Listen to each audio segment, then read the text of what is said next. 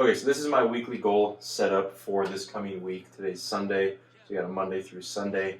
At the end of this video, or after this little intro, I'll go through every single one and why I chose that particular amount of sets or reps for time in this case. Hopefully this isn't too long of a video. I'll try to edit it down. But pretty much the thing I like about this is all set targets, rep targets, and time minute targets. The reason I like this is because I can tailor it exactly to what my goals are for that week, my goals are for that time frame, or my goals are for that period of healing. If something's hurting, if something's feeling particularly weak, if something's feeling like it needs some more work, I can tailor that. So as you can see, or as I'll explain after this intro, my goals are much more lower body functionality based.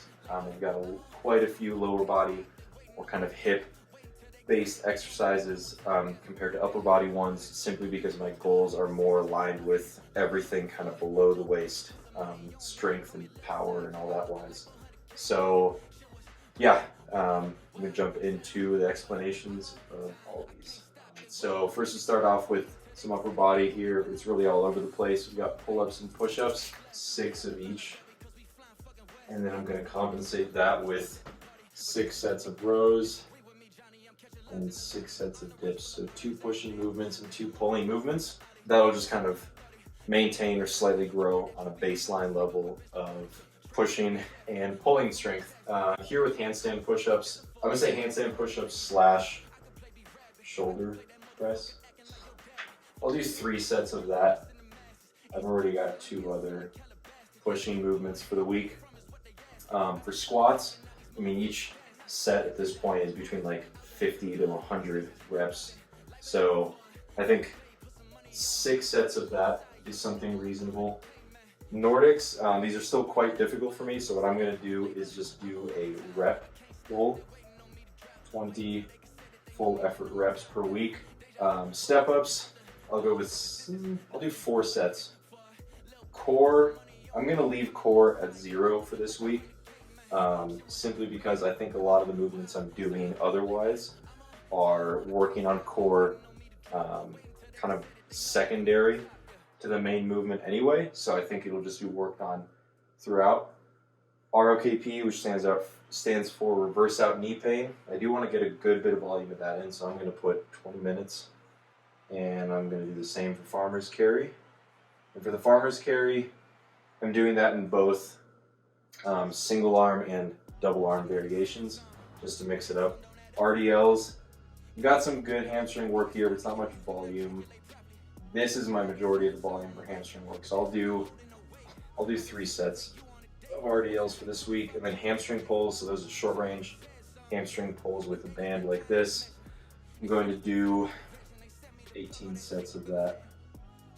Hamstrings are by far one of my biggest weaknesses, so especially in the knee flexion area, so it's definitely something I want to work on big time.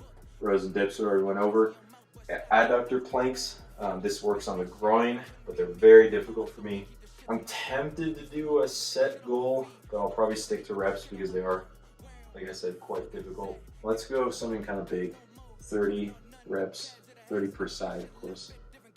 Hip flexor raises, that's another, it's not exactly a weak point for me, but it's something I do want to get much stronger at. Guys like Ben Patrick, I've seen them in videos, I believe, pulling 55 pounds for hip flexor raises, and I can do 25 for 12 reps on a good day. So for that, I'll go with 9 sets. So that'll be 3 days of 3 sets. Shoulder rotation, just to keep those shoulders healthy. Nothing crazy, 3 sets. I've got some other shoulder work. Same here, base pulls will do 3 sets. So that's just pulling like this. Tib raises and calf raises.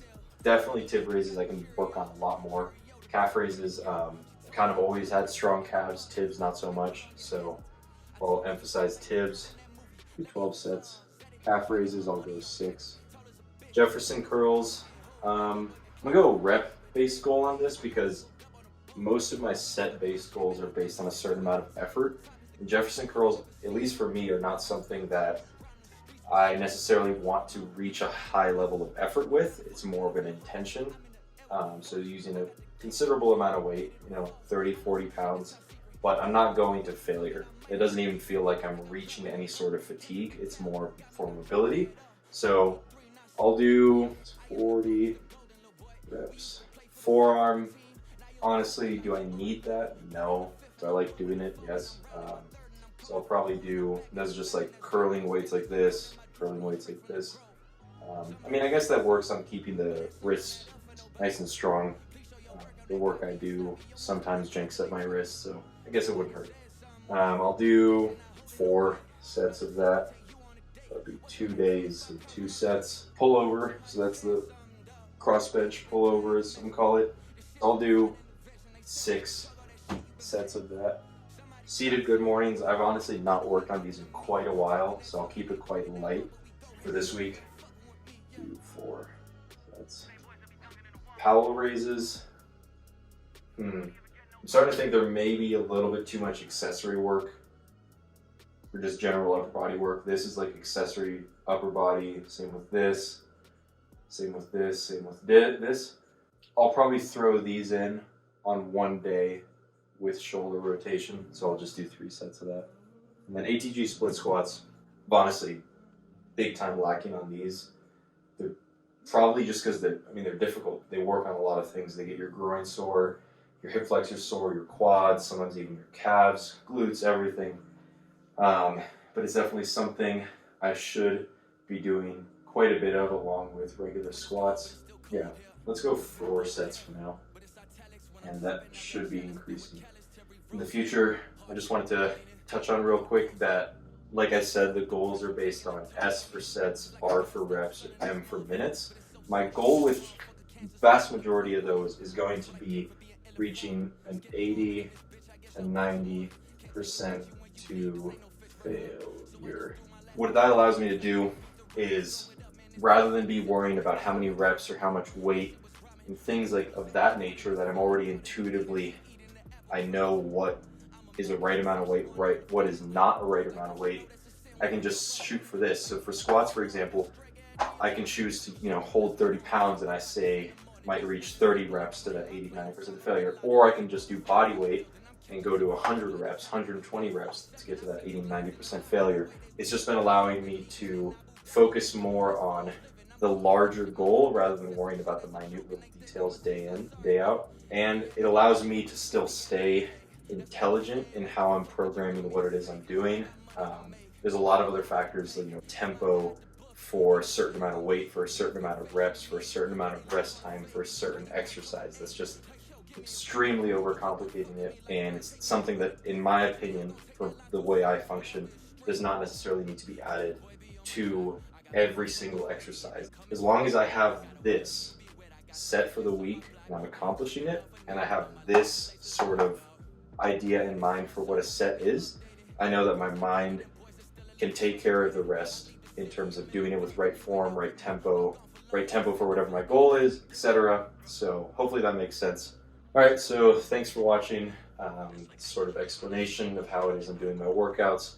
But yeah, this is what I think is working for me. I'm sure it would work for a lot of other people. So if you're one of the couple people watching this, I'd appreciate a like, comment down below what you think. Yeah, thanks for watching.